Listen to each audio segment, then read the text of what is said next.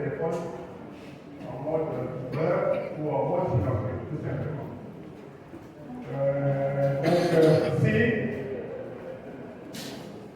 S'il y a une manifestation quelconque, nous serons obligés de demander à tout le monde de partir et nous allons décréter le huis clos. Alors, il faut de la discipline.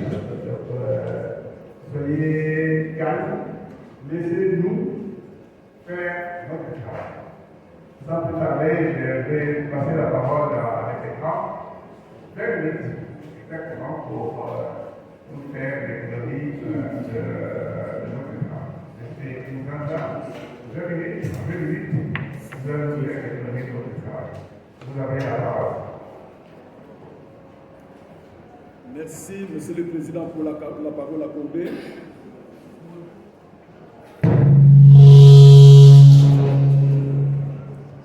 Monsieur le Président du jury, éminents membres du jury à vos titres et qualités respectifs, distingués invités, Mesdames et Messieurs, tout protocole observé, permettez-nous, avant toute chose, de rendre gloire au Seigneur Dieu puissant pour l'opportunité que sa divine bonté nous accorde de livrer et soutenir en ces jours, devant des savants de grande facture, les produits de nos recherches doctorales. C'est avec un profond respect et un sentiment de responsabilité scientifique que nous nous présentons devant vous ce jour pour défendre notre dissertation portant sur les dynamiques psychopolitiques de l'instabilité dans les mauvaises gouvernements en RDC, représentation, interaction et construction du leadership local. Monsieur le Président, éminents membres du jury, distingués invités, il est de notoriété qu'il ne peut y avoir de vraies recherches sans défi intellectuel, sans problème, et de surcroît sans problème à résoudre. Ainsi, face à notre inconfort au regard de la désarticulation de la vie sociétale imposée par l'instabilité des institutions dans les provinces, il était advenu une utilité scientifique de nous voir, de nous poser des questions et d'en obtenir des réponses. Il nous a semblé alors passionnant d'aller dans l'espace global de nous pour creuser et tenter de cerner les mécanismes sous-jacents à l'inanition des institutions politiques décentralisées, estimant que la politique est une chose sérieuse pour la laisser aux seuls politiciens. Nous avions bien pu avoir droit au chapitre comme conseil d'orientation, observateur de la société. Depuis l'avènement de la décentralisation en RDC, en effet, les provinces sont devenues des espaces majeurs de gouvernance politique. Toutefois, cette réforme s'est accompagnée d'une instabilité récurrente, voire pathologique, manifestée par des changements fréquents des gouvernements provinciaux, des conflits entre assemblées provinciales et exécutifs, des vagabondages, des crises de leadership, la méfiance politique, des coalitions fragiles, des tensions identitaires, de l'ingérence extérieure, au point de laisser dire à nous interroger que pour cette politique, l'écran est en province, mais sa télécommande est gardée à Kinshasa. Notre analyse des dynamiques institutionnelles en République démocratique du Congo s'inscrit dans les champs de la politique et ambition de comprendre, au-delà des seules explications juridiques ou institutionnelles, les mécanismes psychologiques, relationnels et symboliques qui alimentent cette situation de crise. La plupart des analyses existantes expliquent cette vulnérabilité institutionnelle par des facteurs juridiques, économiques ou constitutionnels. Or, ces approches demeurent à nos yeux insuffisantes pour comprendre certains aspects politiques persistants, pathologiques, inadaptés, capistocratiques, voire narcissiques. Notre recherche part ainsi d'une interrogation intuitive. Pourquoi malgré l'existence des cadres juridiques et administratifs, malgré des textes relativement bien ficelés, bien savants. Et si la véritable cause de cette instabilité des institutions décentralisées n'était pas seulement dans les textes, ni dans les structures, mais plutôt dans l'homme acteur politique. Telle était l'interrogation initiale de notre démarche. Monsieur le Président, éminents membres du jury, distingués invités à vos titres et qualités respectifs,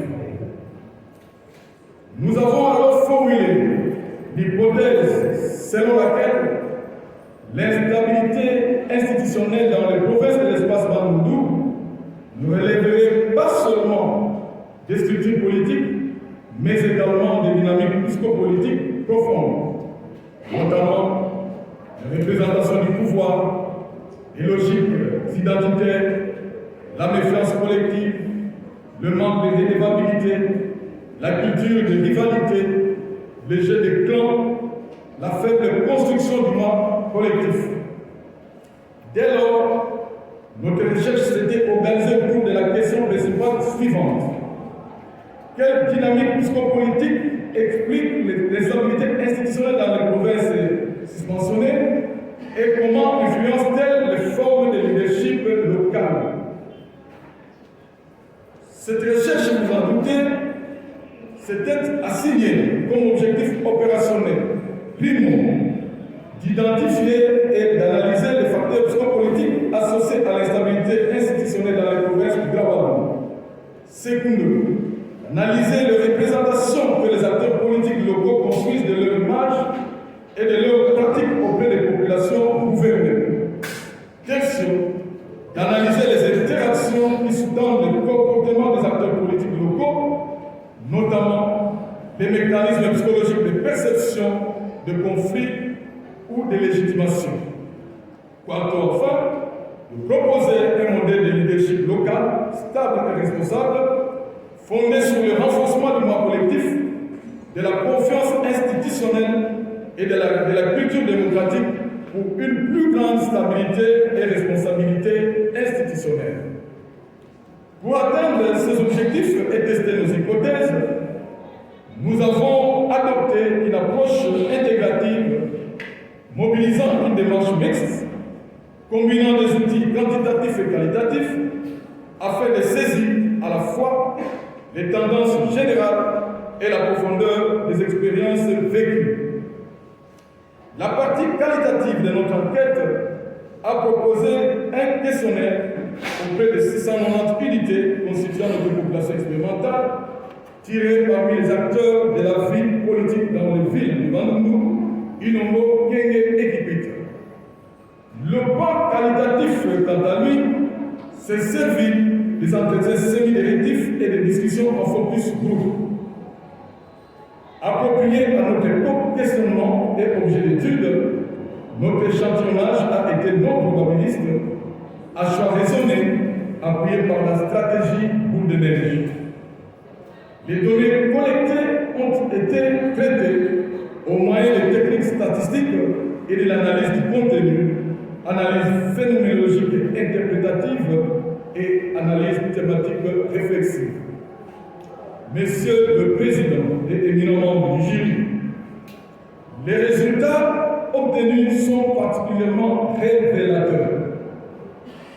Les données empiriques étalent une combinaison complexe de facteurs d'instabilité dans le Grand Bandundu qu'on pourrait limiter à des dysfonctionnements institutionnels ou à des facteurs politiques et socio-économiques souvent relevés dans la littérature. Nous avons décelé quant à nous une explication et une dimension psychique dans les crises institutionnelles sur le terrain des investigations. Les éléments de dysfonctionnement institutionnel observés semblent trouver fondamentalement leur origine dans le comportement des acteurs en jeu et donc profondément dans la sphère psychique, donnant des signes de misère psychologique, d'instabilité émotionnelle, d'autodépréciation, de manque de maturité affective, de manque de cohérence, de manque d'autonomie, de faible tolérance à la contradiction, de besoin excessif de pouvoir ou addiction du pouvoir, de repli sur soi, des conflits interpersonnels et j'en passe. À cet effet, la crise de gouvernance institutionnelle cacherait une autre crise. C'est celle de gouvernance de soi, trahie ici par des postures comportementales et émotionnelles inappropriées, déséquilibrées, autoritaristes, défensives, égoïstes et immatures. Ce qui entame bien évidemment la confiance interpersonnelle et interinstitutionnelle, la légitimité du pouvoir et nourrir parmi la population des sentiments de frustration, de désenchantement et de méfiance envers les dirigeants et envers la politique. Secondo, au sein des institutions provinciales, les rapports entre acteurs apparaissent conflictuels, dominés par la compétition, la confrontation et l'individualisme. Leur représentation que les acteurs politiques locaux construisent de leur image et de leurs pratiques paraissent influencées par des mécanismes de rationalisation, de valorisation de soi et d'ajustement aux normes du champ politique, tendant évidemment à atténuer la perception de leur propre responsabilité dans l'instabilité des institutions leur imputées. Des signes de détresse fournis indiquent une fermeture sociale des dirigeants, symptômes d'un mal-être psychologique et d'un climat marqué par la défiance, l'hostilité et l'instabilité relationnelle.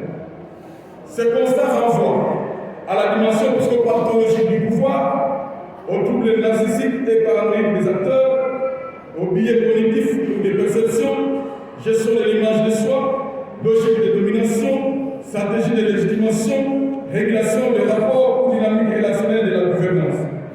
Ce sont des mécanismes psychologiques et interactionnels là qui structurent les pratiques des acteurs politiques. Quarto, en dépit de la nécessité d'un accompagnement psychopolitique des dirigeants révélé par l'opinion, il n'existe pas dans la zone des dispositifs pour soutenir la santé psychologique des gouvernants. Ce fait paraît révélateur d'une négligence structurelle ou institutionnelle de la dimension psychique dans l'approche de la gouvernance politique. Une conscience collective se dégage cependant des participants vis-à-vis de l'importance d'un travail documental pour un leadership politique intégré et exemplaire. Ce fondement empirique entraîne la co-construction d'un type nouveau de leadership local dans le Grand Bandundu, capable d'un exercice du pouvoir assis alors sur des valeurs et sur des compétences. Monsieur le Président et membres du jury, distingués invités, de ce qui précède, vos hypothèses initiales ont été quasiment toutes confirmées dans notre zone d'étude. L'instabilité politique peut y être déclarée comme la résultante de plusieurs facteurs influencés par des dynamiques psychiques. L'analyse des données a permis d'identifier des récurrences discursives et comportementales révélatrices des mécanismes psychopolitiques à l'œuvre. Monsieur le Président, éminents membres du jury, en vos titres et qualités respectifs, distingués invités, mesdames et messieurs, tout protocole observé. Quel est alors l'apport scientifique de ce travail? Cette thèse apporte une contribution originale à plusieurs niveaux. Sur le plan théorique, elle propose une lecture psychopolitique de l'instabilité institutionnelle, généralement abordée avec des lunettes politiques, juridiques ou autres, laissant de côté les lentilles psychologiques. Sur le plan analytique, ce travail établit un lien direct entre psychologie individuelle, dynamique sociale, fonctionnement institutionnel et psychologie du leadership. Sur le plan pratique, cette aventure ouvre des pistes concrètes pour repenser le leadership local, intégrant pleinement la dimension humaine et culturelle, au point de nous inspirer à nous à préconiser le MICOLPA BDD, entendu, modèle intégré de construction du leadership local partagé dans les grands valeurs. Quoique s'inscrivant dans un cadre exploratoire et analytique ambitieux, La présente étude, comme toute recherche scientifique, présente certaines limites qui doivent être reconnues et discutées afin de situer les résultats dans un contexte approprié et de proposer des perspectives d'amélioration pour les futures recherches. D'une part, alors, votre étude s'était concentrée sur les provinces du Grand Bandundu, ce qui limite bien évidemment la généralisation des résultats à l'ensemble du territoire national ou à d'autres espaces décentralisés de la République. Les réalités sociopolitiques pouvant évidemment varier d'une région à une autre, une extension de l'étude à des contextes similaires serait nécessaire. D'autre part, la complexité des phénomènes psychopolitiques. Monsieur le Président, éminent membre du jury, que dire en conclusion? La décentralisation des provinces congolaises, comme toute forme institutionnelle, continuerait à être œuvre désintégrée, laide, chancelante, balbutiante, trébuchante, incomplète, si elle s'obstine à ignorer la dimension psychologique dans son approche. Notre recherche démontre que l'instabilité des institutions ne saurait être comprise uniquement à travers les savants textes juridiques ou les rapports de force politiques. L'instabilité des institutions provinciales se révèle le produit des représentations sociales du pouvoir, des interactions psychologiques entre acteurs en jeu et de la fragilité du lien collectif institutionnel. Sur cette note, nous vous disons merci pour votre attention et restons disposés à répondre à vos observations, critiques et questions durant cet échange évaluatif, lequel constitue pour nous une épreuve de feu et de passage. Une fois de plus, mesdames et messieurs, nous vous remercions pour cette messe scientifique. Merci beaucoup, M. Imasa. C'est une épreuve de vous avez dit. Et vous avez été là-bas? Vous avez été là-bas? Oui,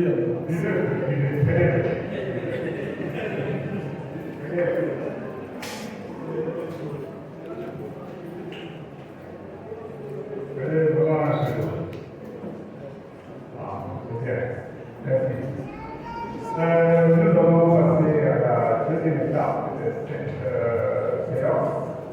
Je rappelle à ceux qui sont là, à vous tous donc, que vous êtes des obligés. Donc, soyez comme si vous n'étiez pas. Ok? Donc, suivez seulement les jurys, les échanges entre les jurys et le récipiendaire. Voilà. Nous avons déjà, ça c'est la deuxième évaluation en fait. Nous avons déjà évalué ce travail en séance privée. Nous avons beaucoup discuté, nous avons discuté pendant longtemps avec nous allons, je crois que maintenant en séance publique, maintenant on va être très long, nous allons juste passer à l'essentiel selon l'ordre ci-après. La première personne à prendre la parole sera le professeur Fatima, suivi du professeur Goma, et en troisième lieu sera le professeur Touma, et votre serviteur interviendra en quatrième lieu, et nous allons clore cette séance de discussion avec le professeur Yaoudi, qui est le promoteur de cette thèse. Sans plus tarder, je donne la parole au professeur Madima. Professeur Madima, vous savez, c'est 15 minutes. Nous avons déjà discuté longuement avec le secrétaire en séance privée, et nous avons déjà dit que nous n'allons pas tarder sur les détails que nous avons réunis. Merci. Donc, vous avez la parole.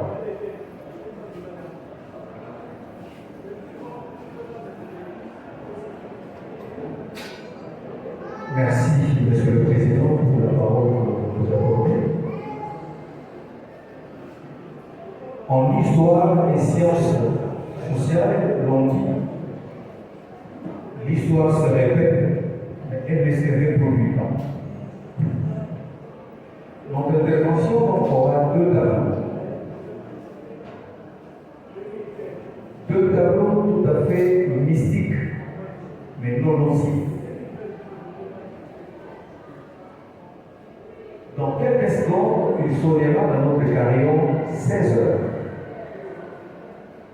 Pourquoi cette précision?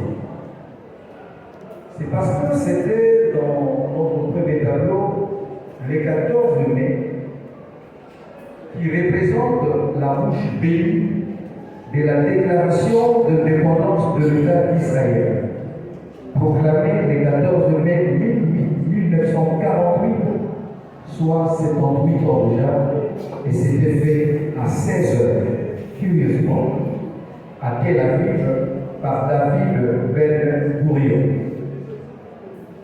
Ça représente la concrétisation du mouvement sioniste et de la résolution 181 de l'ONU du 29 novembre 1947 qui prévoyait la partition de la Palestine en deux États, juifs et arabes. Deuxième tableau. Notre intervention à la soutenance publique de la thèse de Kinshasa, c'est jeudi 14 mai 2026, donc vous comprenez, il ne s'agit pas de commémorer les 78 ans de l'indépendance d'Israël, mais l'assistance à une soutenance de haute facture, parce que vous représentez une génération sans faille qui arrive. Je ne voudrais pas parler comme pasteur, parce que je vous ai vu la nuit, habillé en blanc. Vous n'êtes pas n'importe qui et je ne peux pas m'empêcher de montrer que je suis d'abord pasteur avant d'être professeur. Dynamique psychologique ou psychopolitique de l'instabilité institutionnelle dans les provinces du Grand Bandundu, tel est le sujet pour lequel nous voudrions placer un ensemble de mots pour soutenir ces futurs géants de la science moderne.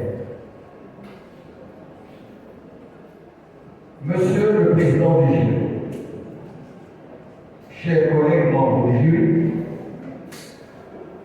chers candidats, chers publics, et en particulier chers étudiants et chers étudiants de la faculté de psychologie et des sciences de l'éducation, nous voulions d'abord féliciter M. Kinshasa pour avoir osé affronter un sujet d'une urgence brûlante et d'une complexité redoutable. Le Grand Bandundu, avec ses trois provinces, est un laboratoire de l'instabilité congolaise depuis longtemps. Traiter des dynamiques psychopolitiques relève d'un pari interdisciplinaire courageux. Croiser la science politique, la psychologie sociale et les études institutionnelles. Vous avez pratiquement suivi toutes les observations faites pendant les différents par les différents membres du jury lors de votre présoutenance, ce qui est rare par les temps du cours dans les milieux universitaires.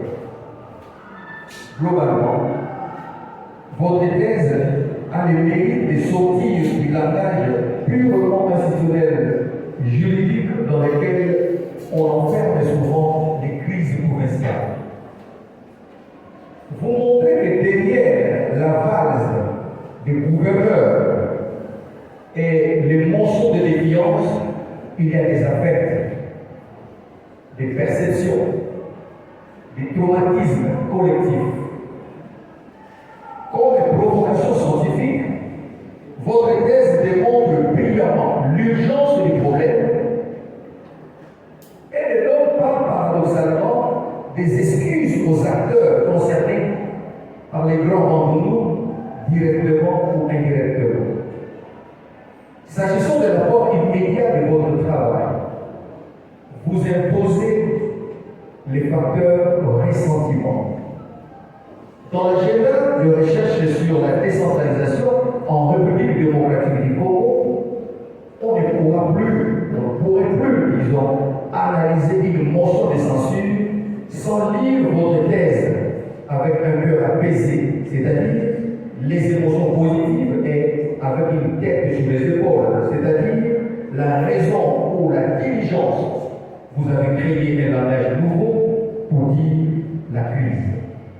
psychopolitique n'est pas engagée. C'est une grille qui oblige le juriste à descendre dans le cœur des acteurs.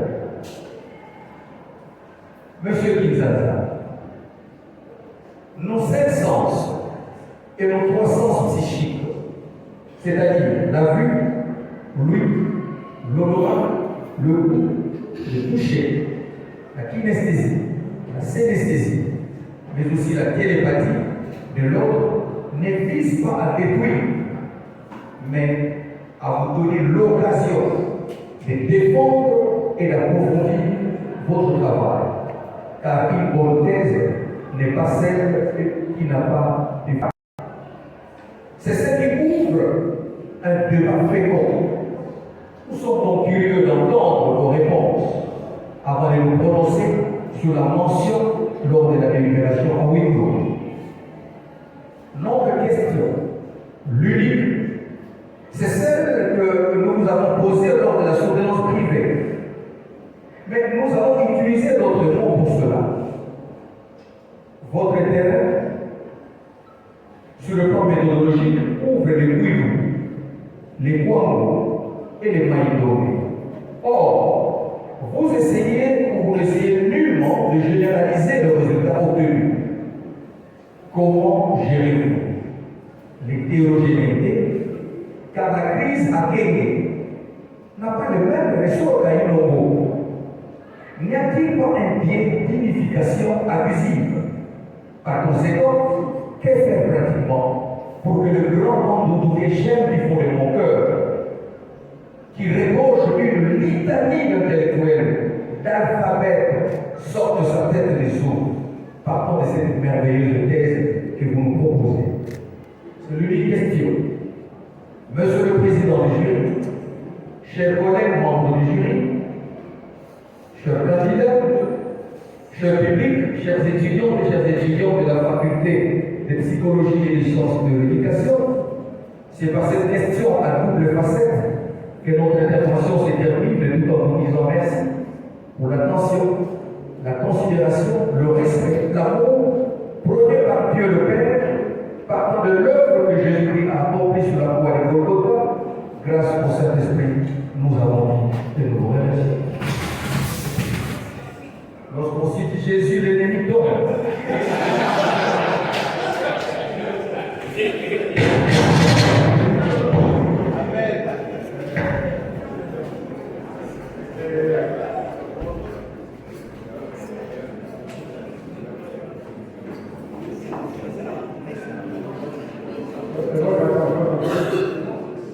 Votre attention, s'il vous plaît.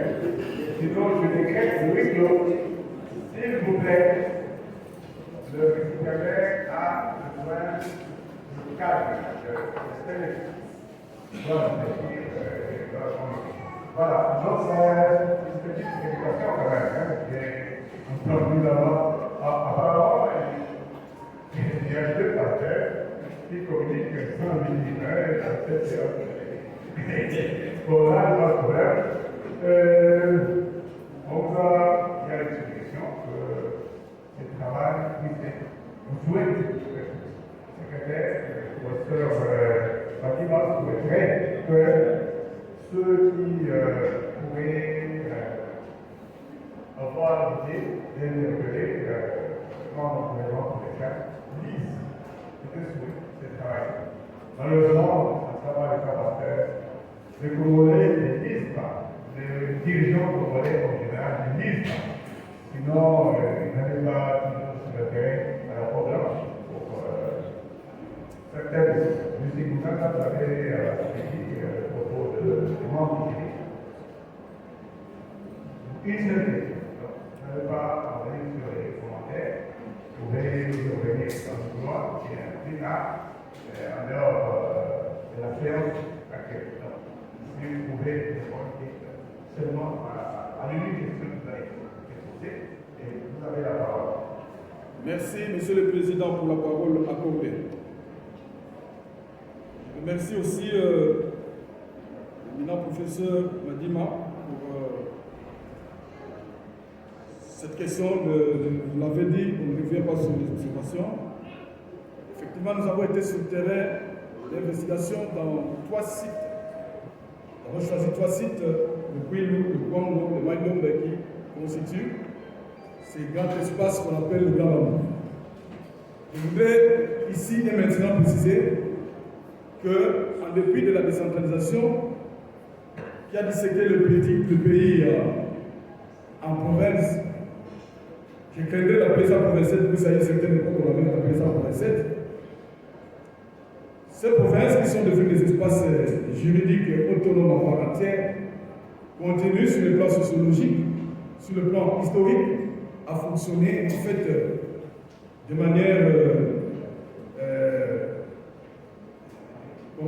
manière intime, si je peux appeler ça ainsi, mais au moins ils partagent encore un même espace sur le plan linguistique, sur le plan sociologique déjà passé.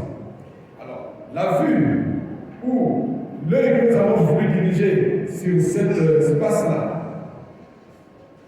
qui a effectivement des hétérogénéités à l'intérieur, nous avons voulu diriger un œil homogène, en tenant compte de son passé commun. Nous devons nous souvenir que cet espace, avant la décentralisation, l'actuelle décentralisation, était déjà un espace commun, était en fait le district du Grand Bambou. Mais bien avant cela, dans les années encore antérieures, c'était encore un espace commun où on retrouvait d'ailleurs Léopoldville. Nous pouvions même, nous étions tentés de le faire, de mener notre recherche sur l'ensemble de Léopoldville. C'est-à-dire qu'on aurait pris la province, l'actuelle province du Congo central et Kinshasa ainsi que la province du Congo. En fait, ces gens-là sont restés. Il y a certaines réunions qui se tiennent où ils sont toujours dans le cadre de ce grand de la province de Léopoldville. Et les gens, comme vous avez entendu parler dans les grandes réunions dans le salon, ils continuent à se réunir en grand bambou. Alors nous avons voulu voir ça de manière homogène. Alors une autre étude viendrait peut-être pour préciser les réalités à l'intérieur, faire la différenciation entre ces différentes provinces, parce que nous, c'est une vue d'ensemble qu'on a voulu avoir. Une photo de toute la province de Grand Bambou, de l'ancienne province de Grand Bambou, une photo des réactions des citoyens, mais que nous avons pris sur 4 sites différents comme nous avons eu à expliquer. Donc ce qui nous a intéressé à cette étape de la réflexion sur le plan du Grand Bambou dans son ensemble, comme on aurait pris aussi le Grand Équateur dans son ensemble, etc. C'est ce qui nous a motivé à cette étape. Donc une autre recherche irait voir la différenciation entre ces 3 provinces devenues une province. Merci beaucoup. Action.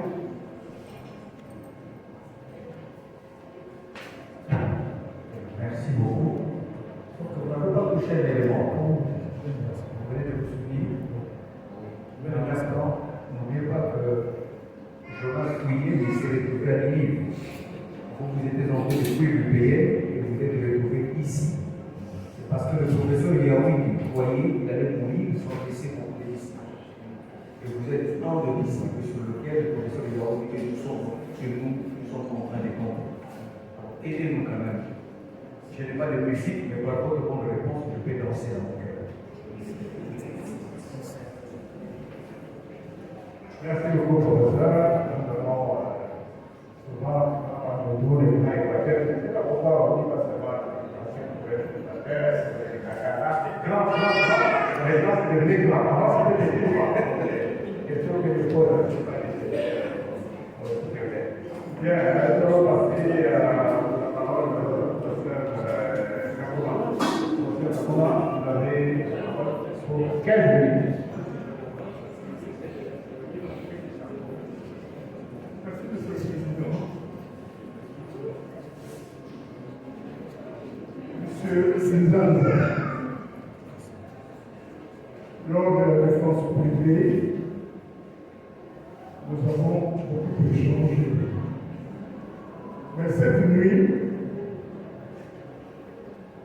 j'ai cherché des questions et j'en ai trouvé beaucoup. Mais votre thèse est une thèse risquée. Parce que le thème que vous abordez est un thème qui divise les Congolais. je ne voudrais pas ici paraître en dehors du fait que je suis scientifique ou mes taxes de politique.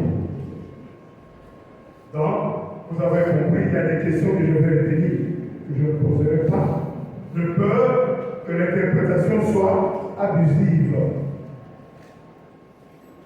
Avant d'entrer dans le vif du sujet, j'avais déjà dit, je répète pour l'assistance de l'Assemblée, j'ai été vraiment subjugué et très intéressé à lire ce bébé de 3,5 kg. C'est comme ça que j'ai appelé ça.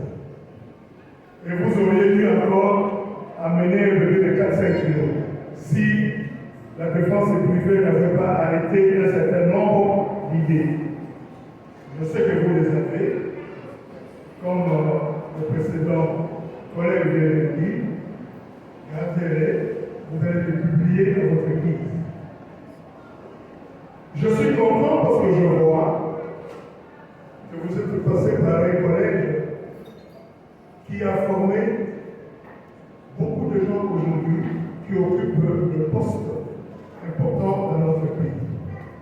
Et en lisant l'écriture grammaticale et tout ce qui s'ensuit, je me rends compte que votre formation est une formation solide. Je vous en félicite pour ça, parce que c'est vrai que nous lisons des travaux, parfois nous-mêmes, les promoteurs, nous écrivons pour corriger. Nous écrivons beaucoup. Mais j'ai lu les livres, parce que moi je suis sur la des bibliothèques. Si vous me donnez ça, je peux lire ça en 5 jours. Je termine. Alors, je vous félicite aussi parce que je trouve que vous avez une carrière non seulement académique, mais vous avez aussi une carrière politique. Je ne sais pas si ce n'est pas ça qui vous a conduit à traiter de ce thème ici aujourd'hui. Vous avez été ministre dans la province du Congo. Vous avez assuré des portefeuilles dans les secteurs de l'éducation, transport, affaires foncières, communication, et j'en passe. Vous avez encore des écoles que vous avez créées pour aider les enfants. Je ne veux pas rester dans la littérature, parce que j'ai des questions posées au nombre de 6. Ce ne sont pas des grandes questions, il ne faut pas avoir peur. La première question. Vous nous dites dans votre thèse que les résultats ont montré qu'il existe des facteurs psychologiques à la base de l'instabilité institutionnelle de la province du Grand Bandundu. Je vous demande de nous épingler 3 facteurs et de les commenter. Si vous voulez que je vous donne le facteur, vous allez aller chercher. Je vous donne l'immaturité des gouvernants sur le plan politique. Si vous pouvez me commenter ça. Je vous donne la ruse des hommes politiques du Congo. Je vous donne encore les déviations sociales. Si je m'arrête là, parce qu'il y en a plusieurs. Ça va? Je peux continuer? Deuxième question.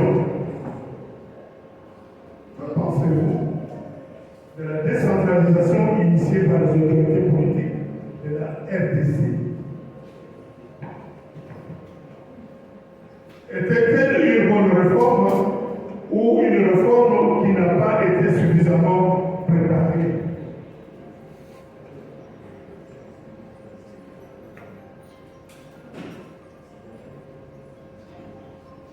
Troisième petite question.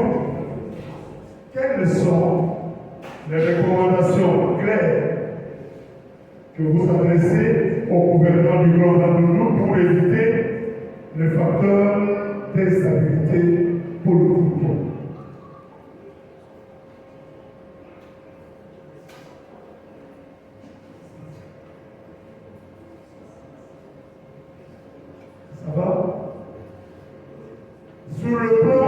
méthodologique. Votre échantillon est-il de quelle nature? Comment avez-vous procédé pour atteindre les 690 personnes et les interroger alors qu'il y a le main-d'œuvre, les bouillons et les ponts? Vous vous êtes déplacé vous-même pour sillonner ou vous vous êtes fixé rendez-vous quelque part ici à Kinshasa pour les rencontrer? Cinquième petite question avant les liens. Êtes-vous satisfait des résultats que vous avez obtenus après l'analyse et l'interprétation et la discussion des résultats?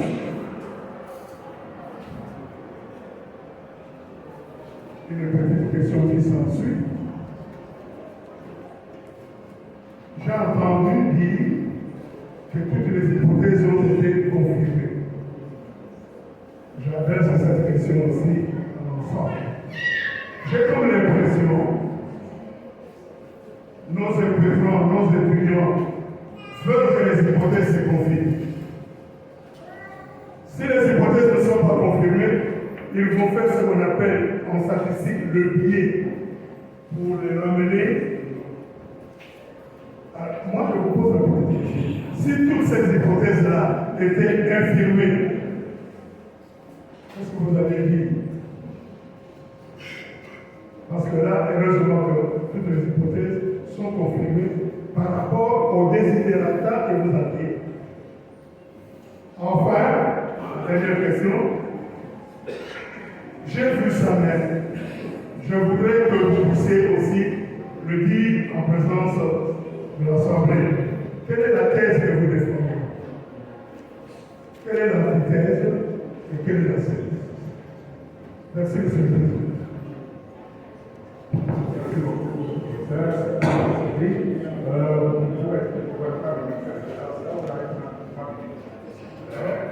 Vous avez 3 minutes.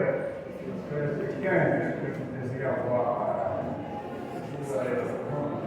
Très rapidement, vous avez des questions sur la décentralisation et les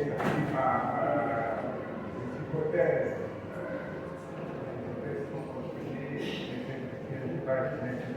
Donc, vous avez la parole très rapidement, 3 minutes, parce que vous reste 3 minutes.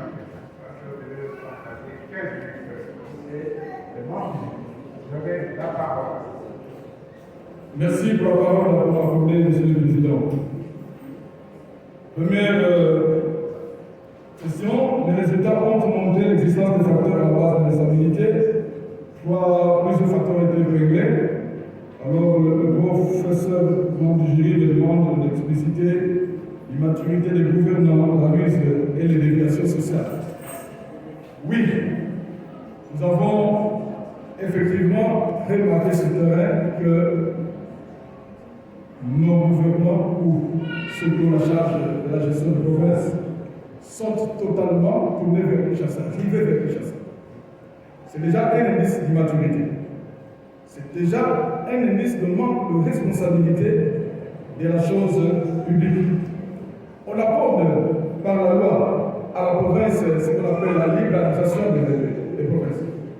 Mais le même province ou les mêmes acteurs à qui il est échu de diriger la province de manière autonome doivent recevoir journalièrement des ordres venant de Kinshasa. Et ça, c'est une réalité ici et ailleurs. Mais je ne parle pas d'ailleurs parce que l'investigation est menée dans le Grand Val. À chaque fois qu'il y a des problèmes, vous le voyez venir ici.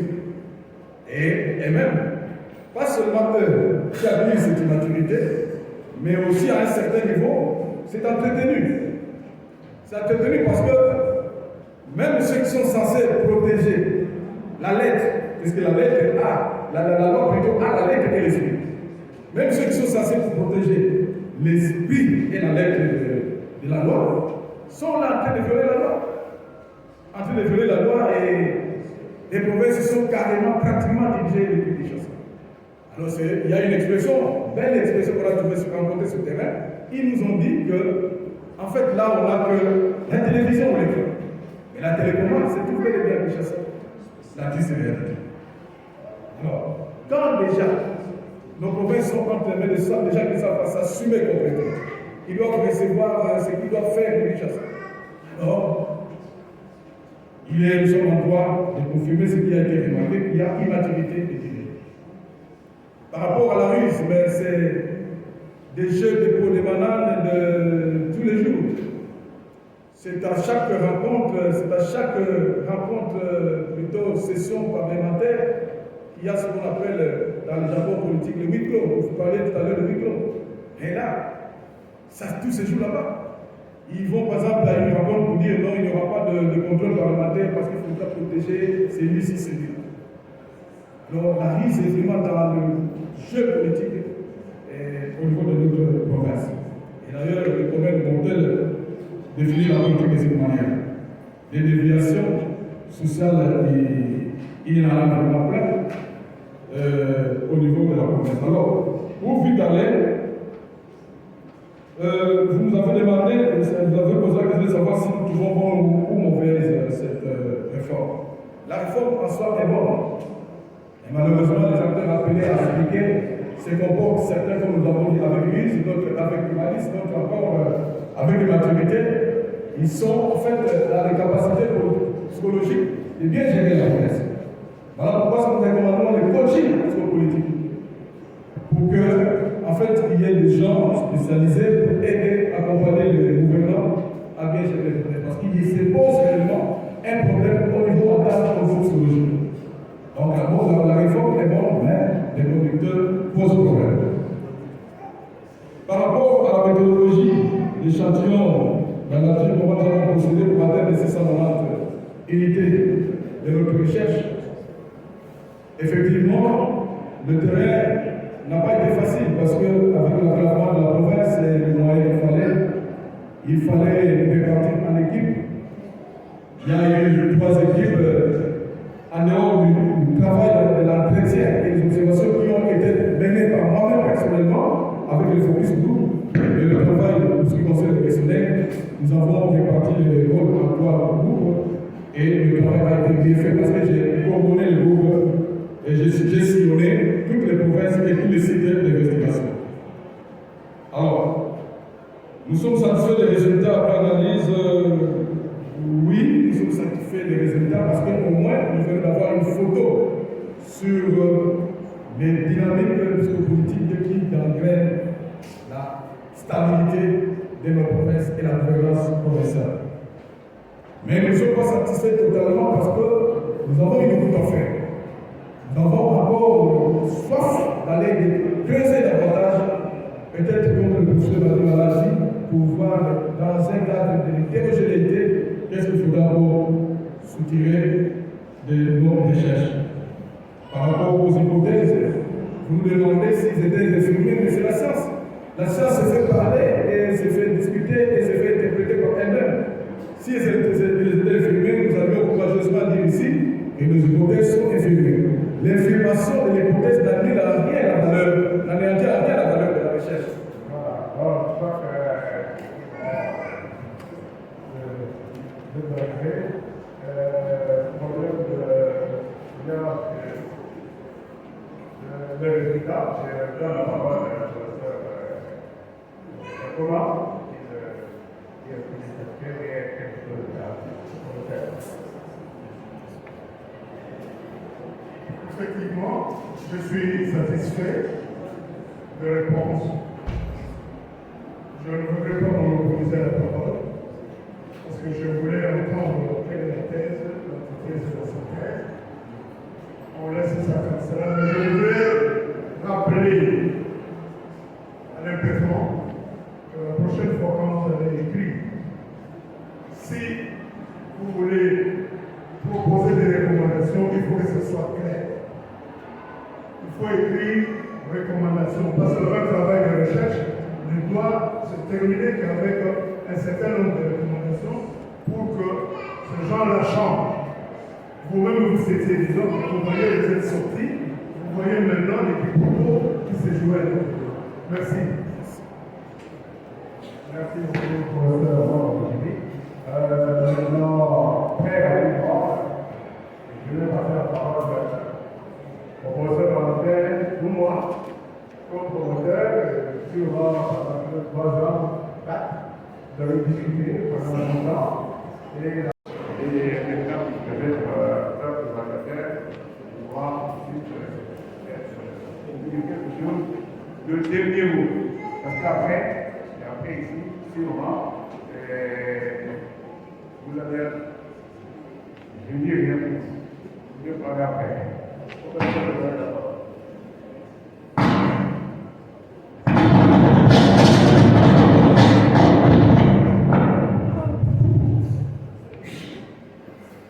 Merci beaucoup, Monsieur le Président. C'est comme vous avez souligné, il s'agit d'une grande joie d'être associé à ce projet scientifique devant un candidat qui présente des qualités très exceptionnelles. En tant que doyen, lorsqu'on composait encore le membre du jury, je vois la vice-doyenne. L'idée était venue d'elle que généralement vous voulez bien mettre les gens durs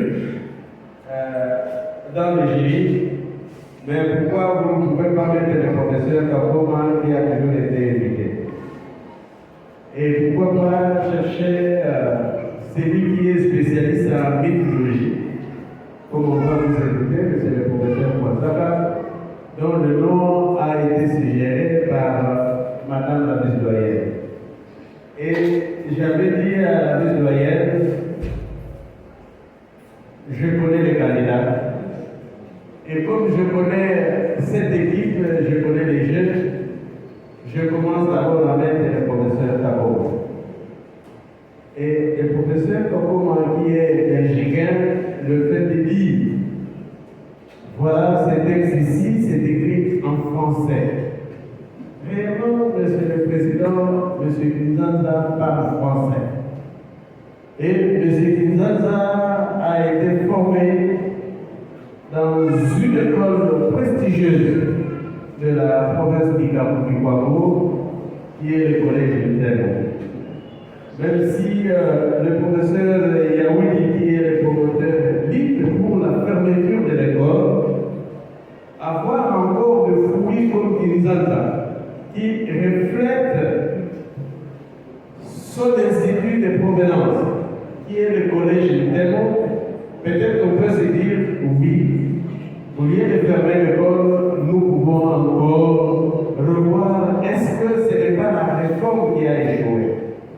Est-ce que ce ne sont pas les conditions de travail qu'il faudrait revoir? C'est pour dire que, Monsieur le Président, que le promoteur est parti chercher et lui-même va le souligner, est parti déterrer celui qui a été notre ami avec qui nous avons étudié, par son esprit de révolte qui avait refusé d'entrer même ici à l'IPEL à cause de l'injustice. Et voilà, aujourd'hui, il vient de démontrer, et là, une mise en question par rapport à nos formateurs. Nous ne pouvons pas sacrifier au nom de l'injustice ceux qui sont beaucoup plus valables.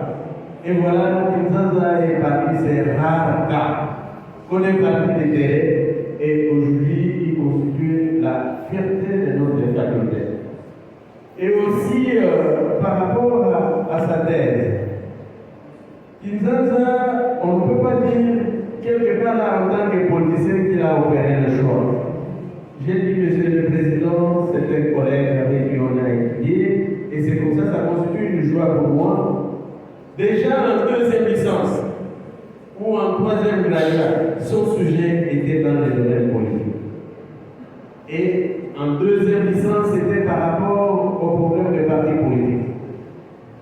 Donc ce n'est pas pour dire qu'il est sujet observant et objet observé, Donc à ce moment-là, il n'était pas encore politique, mais il avait ces réflexes de bien-être.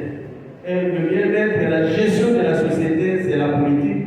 Il avait déjà cette attention vers cet élément politique. Aussi, Monsieur le Président, non pas pour jeter toujours de fleurs, j'ai connu M. Kinzanza comme collègue de service dans les services de sécurité et il a plus abandonné quelque part là pour mettre une parenthèse au nom de la science. Mais je veux revenir, non pas pour défendre les candidats, par rapport à la question posée par les collègues Maguima. À la page 171, avec le problème de présentation de résultats quantitatifs bivariés. Tableau 31. Vous allez voir que M. Kinzanza a fait l'analyse comparée en ce qui concerne le province. Donc le résultat qu'il état déjà, ce sont les résultats au niveau de la page 171, 172, ce sont des résultats croisés. Et là, pour voir s'il y a des différences significatives ou pas par rapport aux avis. Mais au même moment, vous n'avez pas voulu que je puisse vous parler, je vois le président un peu pressé, mais je veux poser une petite question. Posez-vous. Oui, Parce que je suis dans le temps. oui. Petite révolte, c'est ce qui s'appelle en réalité Valentin et non pas Valentin. C'est là où il m'a déçu. Il devait écrire Valentin et là je vais être trop fier encore d'avoir un homonyme. Il s'est révolté pour dire peut-être que les Valentins ils sont beaucoup plus flexibles, il s'est dit Valentin. Donc il est toujours révolté. La question, Monsieur Valentin Aimé Kinzanza, que vous avez voulu que vous puissiez être Valentin. Vous venez de créer un domaine. Et il y a des auteurs qui vous ont précédé. Est-ce qu'il y a-t-il une différence entre la psychopolitique et la psychologie politique? Et au même moment, est-ce qu'il n'y a pas, par rapport à vos hypothèses, est-ce qu'il n'y a pas un auteur sur lequel qui avait exploité la psychopolitique, sur lequel vous vous êtes basé, aussi vous vous êtes inspiré, vous êtes le fondateur par rapport à ces concepts? Merci beaucoup, Monsieur le Président. Monsieur le Président, on a deux petites questions. Je réponds très rapidement. Merci, Président, pour la parole accordée. Vous l'avez dit, Monsieur le doyen, Monsieur le professeur, nous sommes en train de vous souvenez même pour inscrire le thème de cette recherche dans notre faculté, ça n'a pas été chose facile. C'était d'ailleurs devant le professeur Kabouba toujours que nous sommes allés devant cette inscription-là en soutenant notre projet. Ce qui a été finalement accepté, mais ça n'a pas été chose facile. Nous ne vendons pas la route. Parce que les auteurs comme le Laswell, les auteurs comme le Dowa, les auteurs comme les Morts, vers 1939 déjà, même avant cela, avaient réfléchi sur la question politique dans sa symbiose avec la psychologie. Mais, quand j'ai fouillé, et c'est ce que aussi mon professeur d'abord m'avait, je me souviens bien, conseillé, de fouiller et de bêcher pour voir si, dans la dynamique des réflexions au niveau de notre continent, s'il n'y avait pas des gens qui ont réfléchi sur cela. J'ai essayé de fouiller. Oui, il y a par exemple le BMB qui, en parlant de ce qu'on appelle la politique du ventre, s'il ne le dit pas expressément, au moins en parlant du ventre, nous, comme psychologues, nous avons compris en fait qu'il situait l'homme politique au niveau primaire. Si nous allons avec la psychologie des profondeurs, nous dirons que l'homme politique est ratatiné au niveau scientifique parce qu'il ne trouve satisfaction qu'au niveau de sa bouche. Il a dans ce qu'on appelle le type digestif. Il ne voit pas plus. Il ne peut pas aller vers le projet d'accomplissement pour asseoir le développement dans sa société. Donc, il se pose un véritable problème. Alors, nous, quant à nous, nous sommes, et nous devons le dire, nous avons pris le risque de prendre ce chemin rocailleux pour réfléchir. Pour réfléchir, prendre la politique et la psychologie mettre ensemble. Donc là, on veut aussi définir cela. Pourquoi si nous parlons de psychologie politique? En fait, c'est la contraction des deux mots. Ici, au niveau analytique, si nous étions restés à parler de la psychologie ou des facteurs psychologiques, ce serait réducteur. Parce que là, c'est en fait l'homme, la psyché de l'homme qui est analysée. Mais quand nous parlons de la psychologie politique, nous prenons l'homme dans son essence avec le groupe, dans sa communication avec le groupe et sa communication avec l'institution. À ce moment-là, c'est l'homme animal politique qui agit dans sa société et dont les interactions sont examinées dans le cadre de cette étude. Et ici, c'est innovant. Pour le contexte de l'Afrique, j'ai reçu des communications avec quand j'ai publié à l'international. On m'a dit que j'étais en fait pratiquement le premier à avoir réfléchi sur cette question au niveau du contexte africain. Oui, merci. Oui, merci.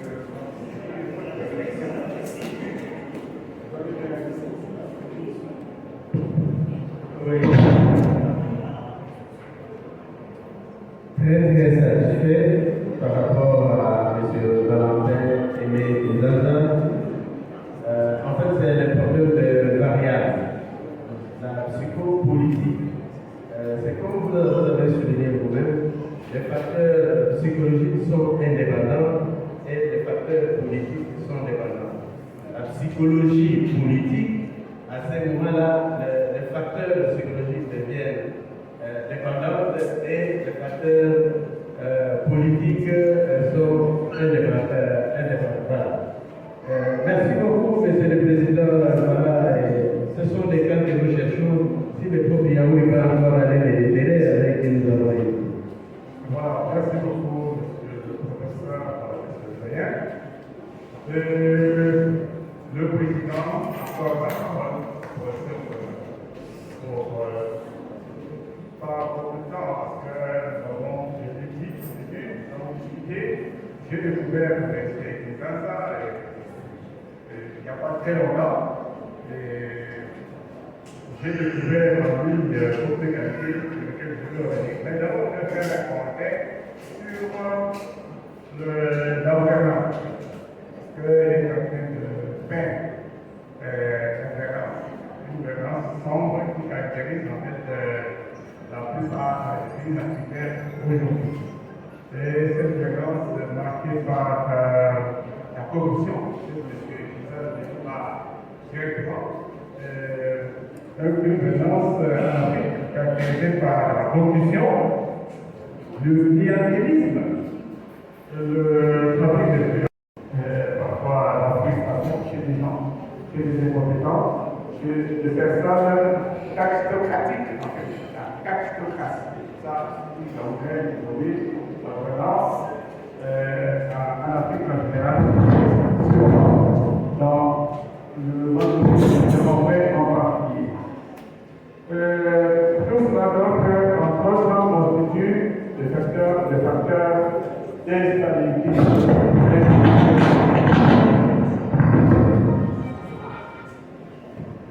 Ces facteurs créent une désharmonie, y compris dans les relations interpersonnelles des dirigeants, ce qui donc se pourvoit dans autre chose que la gouvernance. Ils ont été d'entrer dans l'émergence de l'instabilité qui gangrène les entités de la province en niveau démembré. Tout ce qui précède est rédigé, on a ici, dans un langage rapide, respectueux des normes de l'écriture scientifique. Parce que nous lisons les travaux, effectivement, comme le professeur Abdelmalak l'a dit, nous lisons les travaux, nous corrigeons les des thèses, mais parfois on demandait à un chef de s'étudier a fait la grammaire à l'école primaire, mais M. Kinshasa, ce moment de vie, il a respecté, il a intériorisé. La science étant cumulative, il a intériorisé, il a retenu les règles de grammaire. Moi, je peux mettre l'accent parce que souvent, la plupart des gens, surtout la génération actuelle, pensent que les accents sont une fantaisie commencée par l'homme blanc pour les entreprises. Et maintenant, c'est le style SMS, le style de WhatsApp, le style de réseaux sociaux qui prédomine. Donc, nous félicitons M. Kinshasa pour cet effort, pas un effort pour avoir retenu en fait et capitalisé toutes ces connaissances du primaire jusqu'à l'école, jusqu'à l'université en passant par l'école secondaire. Du point de vue méthodologique, ce travail comporte des aspects quotidiens de la recherche fondamentale et de la recherche appliquée. Vous avez une bibliothèque bibliographique bien fournie, elle est intéressante, et vous avez là été sur le terrain. Donc, les deux aspects du positivisme et de l'interprétivisme se côtoient de façon harmonieuse. Je n'ai pas de questions, beaucoup de questions, mais quand même une petite ou deux questions sur lesquelles je reviens. Et il y en a qui ont déjà été posées, je crois, très insister peut-être de formuler ces questions-là.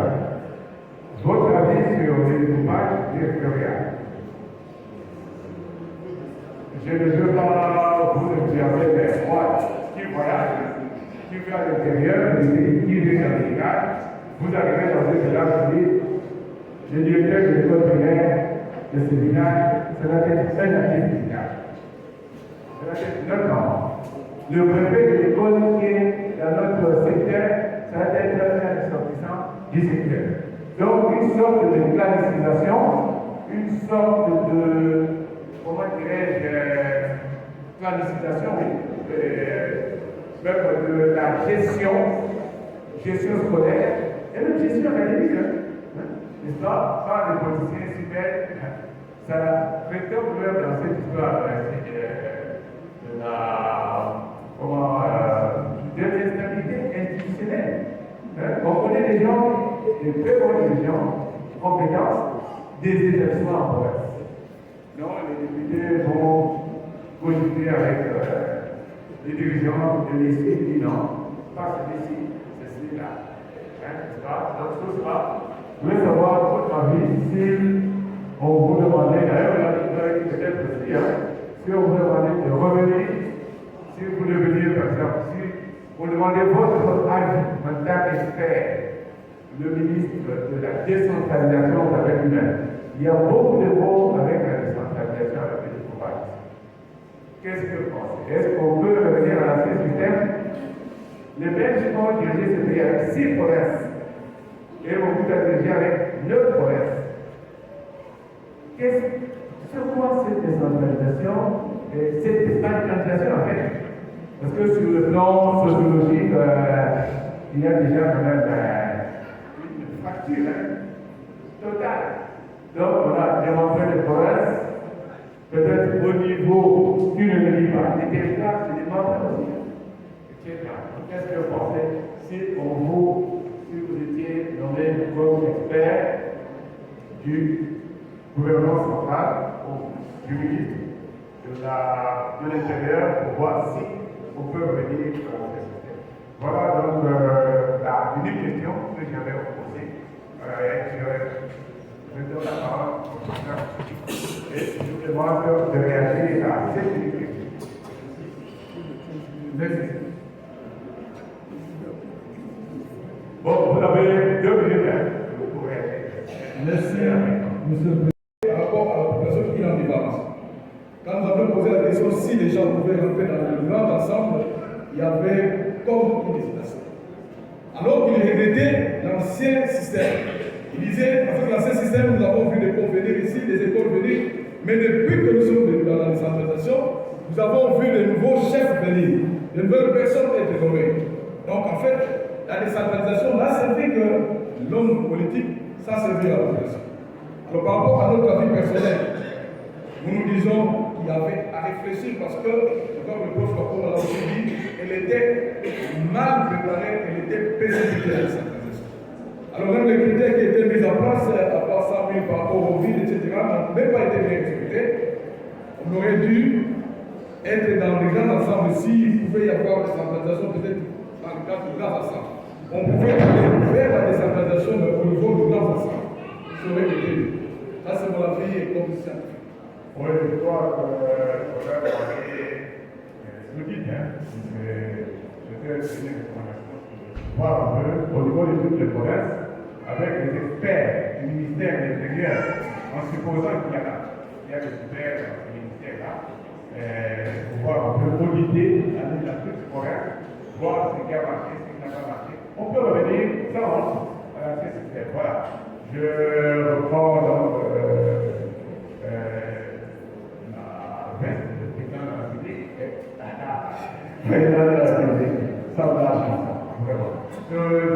c'est la psychologie qui est la sienne pour vous convaincre, pour que vous réintégrez la maison qui vous a formé et que vous puissiez contribuer à la formation de jeunes dans cette maison. Professeur, vous avez la parole. Merci, Monsieur le Président.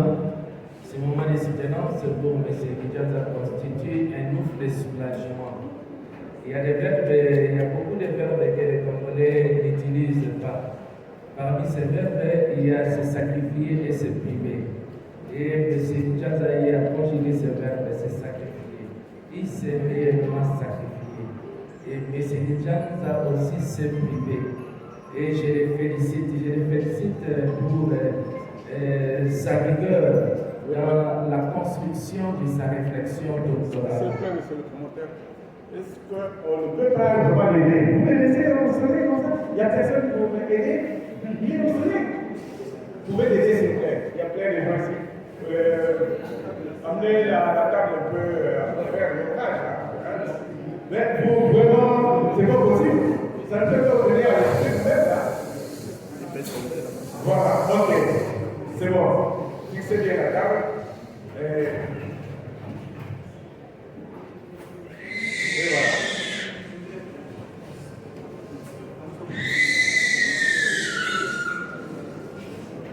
Voilà. On ne peut pas le punir parce que vous êtes en train de sécurité. Nous ne pouvons pas le punir comme ça. Bien. Oui, et M. Kinshasa n'a pas considéré la lecture comme étant une punition. M. Kinshasa a réellement lu. Il s'est documenté dans ce nouveau domaine psychopolitique. Je le félicite pour cela. Et lorsque vous voyez l'alignement même des concepts utilisés, qui constitue son sujet, c'est dire qu'il y a de l'intelligence dans ce qu'il nous présente. Et je suis très content, je ne peux pas aller trop loin, mais tout ce que moi je peux faire, c'est remercier l'universalisme créateur qui doit faire de ce monsieur Kinshasa professeur d'université. Et ça ne sera pas une erreur de l'appeler professeur, parce que des fois, il y a des gens qui ont commis une erreur de les appeler professeur. Mais lui, ça ne sera pas une erreur, parce que vous allez l'appeler professeur. Et vous ne commettrez pas aussi un péché. Merci beaucoup, monsieur le président. merci, monsieur le professeur. Monsieur Kinshasa, vivez avec nous. Vivez encore avec nous. Voilà. Vous avez suivi les autres. Ceux qui vous ont suivi,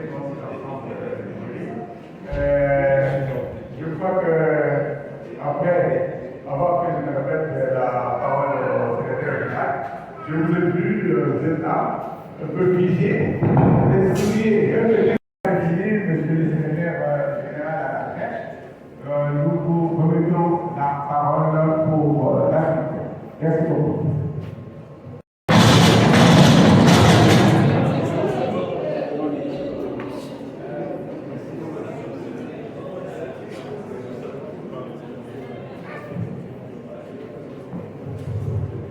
La séance est suspendue. Je invite le jury à se retirer en vue des procédures administratives.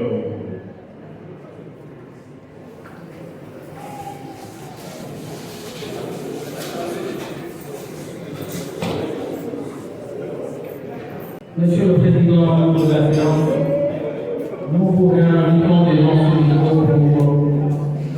pour ordonner la politique sociale.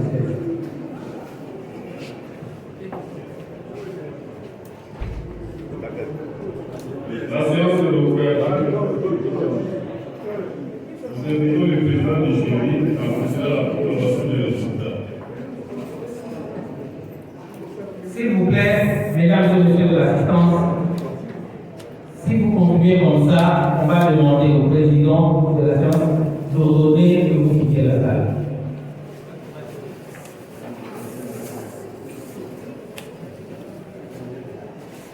Proclamation des résultats. Procès verbal de proclamation des résultats de la soutenance publique de la thèse de doctorat par le président du jury. Le jury chargé de procéder à l'organisation de l'épreuve doctorale en psychologie, orientation psychologie de l'orientation, a examiné la thèse présentée par deux candidats en vue de l'obtention du grade de docteur. Après délibération en huis clos, le jury a pris la décision suivante. Monsieur le chef des travaux, Kinzanza Nakubola Emeva a réussi à l'ensemble de l'épreuve avec la mention la plus grande.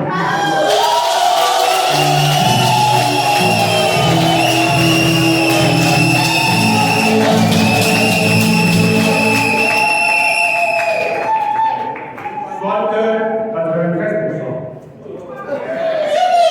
Aujourd'hui, l'obtention du grade de docteur en psychologie. De prescription de l'ordonnance de loi numéro 85 du 29 mars 1985, telle que modifiée à ce jour, relative à la coloration des grades académiques étant rigoureusement respectée, nous invitons Madame la rectrice de l'Université pédagogique nationale à bien vouloir procréer le grade de docteur en psychologie, orientation psychologie, de l'orientation au candidat incité. Faire ça le 14 mai 2026. Le président du jury, le gouvernement Kakunzala, le secrétaire Madima Boulongo, le membre Yawidi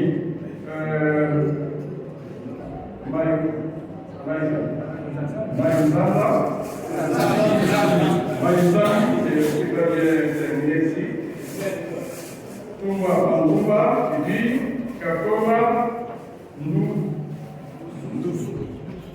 Voilà. Donc, professeur Kakoma Ndous.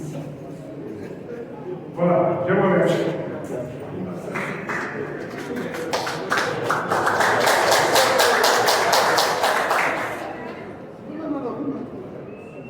Qui plaise à Monsieur le Président de la séance à procéder à la collation de main.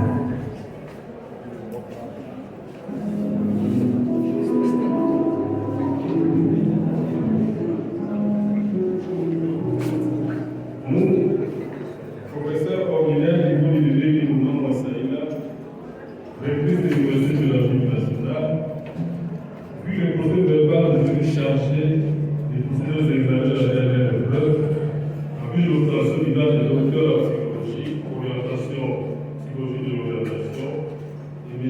Kinzanza Nakukola Emeva, attendu que toutes les prescriptions de l'ordonnance loi de 1987-12 du 29 mars 1996, telle que modifiée à ce jour, relative à la place de classe académique pour les discuter, conférant candidat précité des grades de docteur en psychologie, orientation, psychologie de l'orientation.